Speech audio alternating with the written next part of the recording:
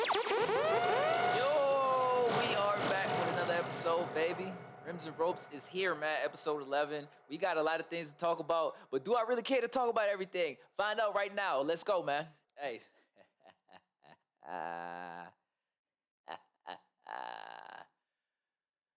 So the second round matchups are pretty much good to go outside for the Warriors and Kings game. We're still waiting to see who wins that game. It's game 7 coming up Sunday.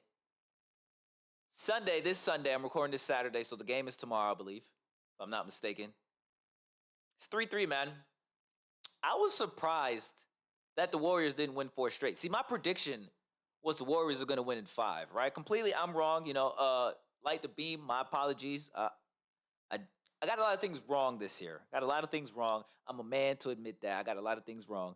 We got a game 7. The ratings are doing phenomenal for that round. De'Aaron Fox is actually one of the guys. I think he's a Dame replacement. We'll get into that another time. But the Warriors, man, they just look like they're up and downish. We didn't get a game 6 Clay. He played he was shot 8 for 20. Didn't shoot that great from 3. Steph Curry did all right. Jordan Poole don't care about Draymond.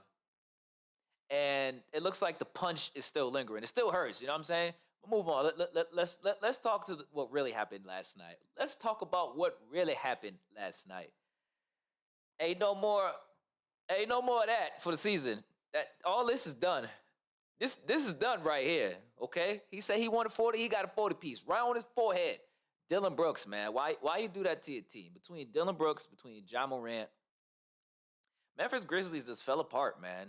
Ja said they were good in the West. Dillon Brooks said he wanted smoke.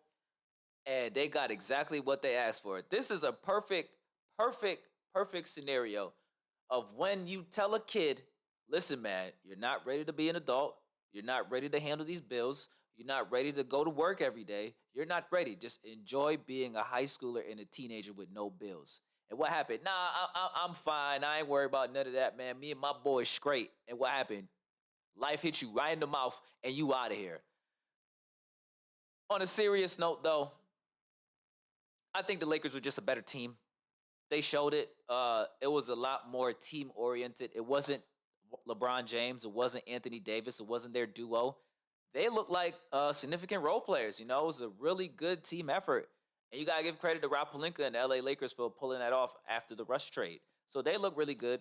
Now you got arrested AD. You got arrested LeBron. They get an extra couple days to kind of figure out whether they're going to play against the Kings or the Warriors. Hey, man, regardless on if they play the Warriors, you'll get Steph and LeBron, maybe one last time. Or even if it's the Kings, you get the Kings versus the Lakers. That should, boost the Kings' stock a little bit more. It's going to be a lot more celebrities in the game. And whatever. I think the Warriors should win this series. They are playing on the road. So we all know the Golden State Warriors don't really play great on the road this season. So it makes it that much intriguing. A couple nights before that, we had the Boston Celtics wrap up the Hawks in 6. Now, they were supposed to sweep that team, but it is what it is. Jason Tatum apologized to Janet Jackson because I know you guys saw that. The Hawks even thought that, not the Hawks, but the owners of State Farm Arena actually thought the game was going to be over in about 4 or 5 because they booked Janet Jackson to play on that Thursday or to have a concert that Thursday. So Jason Tatum, being the fine gentleman he is, extended his apologies to legend Janet Jackson. But in the next round matchup, we got Celtics, we got Sixers. The most, playoff games played against 2 franchises is these 2 teams right here.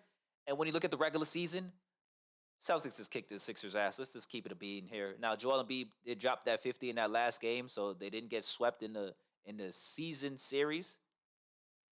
But Joel Embiid is doubtful for game 1, man. That's not a good sign for Sixers fans. And before I even get to that, I already see it coming. Oh, the Celtics didn't have a hard way to the finals. They didn't play Giannis. Joel Embiid was hurt.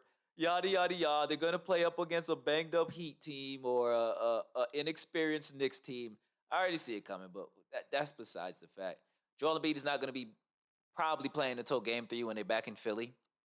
That would be the smart thing to do. Save him for the home game so, if Boston goes up 2-0, you have Joel Embiid coming back for game 3, and now they have to reconstruct their game plan and all that. So I see that happening. That should be a good series. I'm expecting the Celtics to win in 6, but it may go to 7, it may go 5, it may go 4. Who knows? The Sixers may sweep the Celtics, but I just don't see that happening. We got Heat Knicks, man. That's the barn burner right there. That's gonna be the gritty game.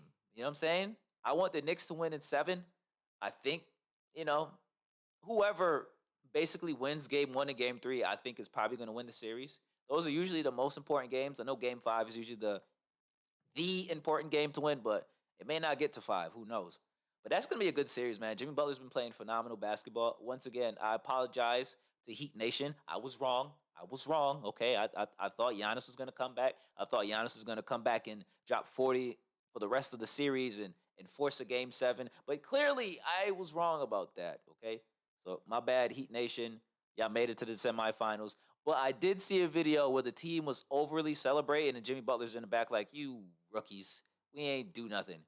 We beat up a banged up Milwaukee team because they didn't have their best player. Whoop-de-doo. But that should be a good series. Today's game is actually going to be Nuggets and Suns. Now, I have the Suns actually winning this in 6. I'm not sure if the Nuggets could hang with the Suns as far as defensively being able to stop a Devin Booker and a Kevin Durant and even DeAndre Ayton. I'm not sure if Jokic can even guard Ayton just because Jokic is not that great of a defender and DeAndre Ayton can make Jokic move a little bit on his feet and make him play defense. So it should be a good series. It should go 6. It would be nice to go 7. Well, basketball is at an all-time high, man. I've been seeing some of the ratings look, interesting. It's really unpredictable. We only had one sweep action so far in this entire playoffs. It's really good, man. But let's move on, man. I don't want to spend too much time in this episode. I want to get back to enjoying some basketball. I want to do a separate episode just focusing on just storylines. This is kind of just a recap of the first round. Let's go over to the WWE draft, man. The WWE draft night 1 just happened yesterday. And of course, the first pick out the gate is your tribal chief, right? Guarantee your tribal chief. But it wasn't the entire bloodline. It was Roman Reigns, it was Solo Sikoa, and it was Paul Heyman. The Usos did have a tag team match that night to main event the show, of course. And spoiler, they lost. It's not a spoiler. It is a spoiler, though, because I did think the Usos were going to retain that. But I've just been wrong these days, It's just okay. I have no problem admitting when I'm wrong. Usos didn't win, but I see the story. I see the vision here. I get it. I get the vision. I know what WWE is doing as far as when it comes to the bloodline, right? So you have the Usos lose. They still have that tension, I guess, with Roman. Roman's not gonna be around until when it's time to build for Clash of Champions or Night of Champions, whatever the pay-per-view is called. But they've been teasing Solo, basically, I guess, turning on the Usos and kicking them out the bloodline. But I don't think that's what's going to happen. Here's what's going to happen with Solo Sikoa and the Usos in the bloodline. Roman is basically not going to communicate that much with the Usos, and he's only going to communicate with Solo, right? Solo hasn't really lost it. He's lost, one match against Cody? That's cool. That's fine. Should never happen, but it is what it is. So I think what the focus is Solo is definitely going to be in the championship picture, right? I think Solo goes for the U.S. title. Gunther was drafted over to Raw. So now that clearly means Austin Theory is coming to SmackDown and the Bloodline is on SmackDown. I think what happens is Solo Sikoa goes for the U.S. title. He gets the U.S. title. And now the Usos are basically forced to basically make sure that Roman and Solo keeps their championships because the Usos had their time. They were undisputed champs. Roman's always going to be a champ, but now the focus becomes on Solo Sikoa. It's going to be nights, certain pay-per-views where Roman has a title match, Solo has a title match. Maybe the Usos are there to, all right, Jay, you're with Roman, Jimmy, you're with Solo. You know what I'm saying? Their job now is to make sure that their little brother gets gold and that he keeps the bloodline relevant when Roman Reigns is not on television. Another big thing to look at, Bobby Lashley went to SmackDown. Street Profit went to SmackDown. AJ Styles in the OC is back. Now, they said AJ had, a broken ankle or something? It was going to be off of TV for basically a year. AJ's back. Can we get the AJ Styles versus Roman Reigns? This will be a nice dynamic right here. You got the OC is back up. Got the Bloodline is back up. That'll be a nice pay-per-view.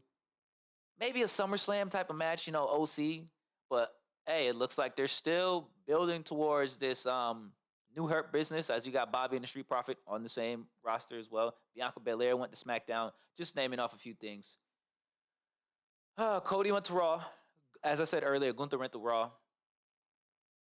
And they're going to continue to do that whole Cody is going to basically get torn down thing over on Raw. Don't care. The main thing here is Solo Sikoa is going to be the next guy in the Bloodline to get gold. And the Usos' job is to make sure that their little brother is basically the head of the table when the head of the table is not there. This is going to be a quick episode for today. Appreciate everybody, man. Let me know what y'all think, man. Draft Night Part 2 is going to be on Raw. I expect Austin Theory to get drafted. I expect Rhea Ripley to go to Raw. I wonder what they're going to do there. They're going to just have them switch belts as far as Bianca Belair and Rhea Ripley goes. Becky Lynch getting drafted before pretty much everybody outside of Bianca is, it looks like they were drafting is according to 2K ratings here. And they just stick certain factions with each other. But then again, that wouldn't make any sense with the Street Profit. That's besides the fact. This weekend is going to be jam-packed, man. We also got some more build-up towards, what is that? Backlash? I don't know what's the main event. I'm assuming it's going to be Cody and Brock. I'm assuming Brock is going to make an appearance on Raw. I'm assuming him and Cody are going to maybe get physical. That's the one thing I do like about this Cody Rhodes thing. It's a lot of old school booking, not a lot of touching or any physicality before the match, kind of wait for people to, basically get that. The draft is good so far. They brought in a lot of Hall of Fame talent to basically announce picks. It wasn't just like Triple H or Adam Pearce. They completely didn't use Adam Pearce for this at all. And it makes it cool. It gives it an NFL type feel of bringing somebody for basically a different franchise. They had some NXT guys up there as far as DX goes with Shawn and Road Dogg. So that was cool. I think they should continue to do that. And right after this Backlash pay-per-view, we get the road to Clash of, Night of Champions? I believe it's Night of Champions, to where we crowned a new World Heavyweight Champion. And it should be Seth Rollins, man. It should be. Shouldn't be nobody else. Not Cody. Cody needs to continue to go downhill, right? And get built back up. I don't want Cody to get the Money in the Bank thing. I don't think he needs to do anything outside of just lose, okay? But that's it for today, man. I just want to do a quick little episode, quick little check-in, little weekend update for y'all. You know what I'm saying? More basketball coming up, more wrestling coming up, and more DGSJ coming up. I'm out of here, man.